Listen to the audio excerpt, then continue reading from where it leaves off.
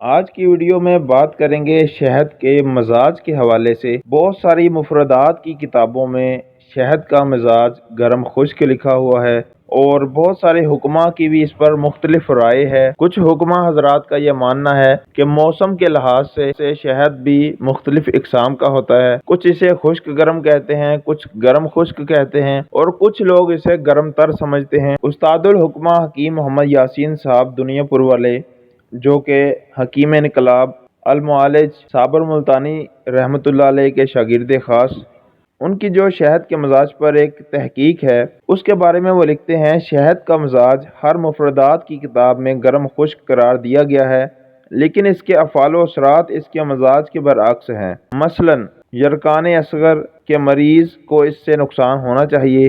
تقطیر بول یعنی کہ پیشاب کا بار بار آنا لیکن کم مقدار میں آنا، پیچش اور سوزاک کے مریضوں کے لیے نقصان رسا ہونا چاہیے۔ اسی طرح استسقائے ذکی جو خالص صفرا کی مرض ہے کو اس سے آرام نہیں آنا چاہیے، اور نہ ہی مندرجہ بالا کسی علامت میں اس کے استعمال سے اضافہ ہوتا ہے، بلکہ قابل و حاذق حکماء شہد کو ان میں کھانا ضروری سمجھتے ہیں۔ چونکہ جن علامات کا اوپر ذکر ہوا ہے سب گرمی خشکی کی علامات ہیں، شہد ان کو رفع کرتا ہے، لہٰذا شہد گرم خشک قرار نہیں دیا جا سکتا، چونکہ خون میں اس کے استعمال سے رطوبات صالح بڑھ جاتی ہیں جن کا مزاج تر گرم ہے، اس لیے شہد کا مزاج بھی ان کے مثل تر گرم ہی ہے۔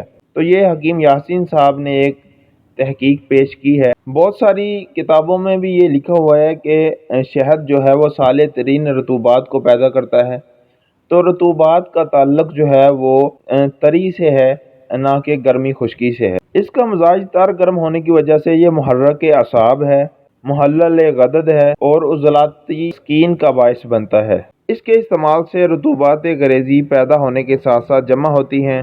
یہ غدی محلل ہے، اس لیے یہ سوزش کے مریضوں کے لیے بھی فائدہ مند ثابت ہوتا ہے۔ طبی طور پر جب ہم انسانی خون کے مزاج پر غور کرتے ہیں تو وہ شہد کے مزاج تر گرم سے ملتا ہے، لہٰذا طبی طور پر بھی یہ بات ثابت ہوتی ہے کہ خون کے غیر طبیعی مزاج کو اعتدال پر لانے والے شہد جیسی شے واقعہ عوام الناس کے لیے مفید و مؤثر ہوگی۔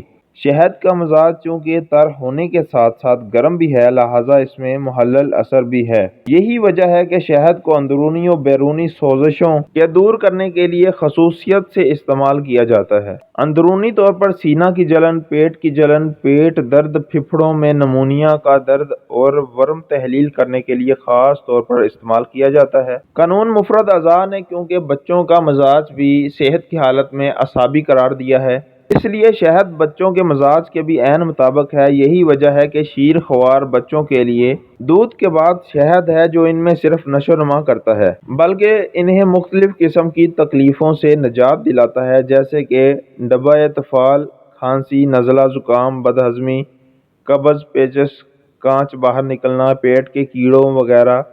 استسقاء کے مریض کو 2.5 تولہ صبح، 2.5 تولہ شام، 1 ماشہ تک پلانا استسقاء رفع کرتا ہے۔ اس کے علاوہ فالج دائیں طرف کے مریض کے لیے شہد آب حیات سے کم نہیں۔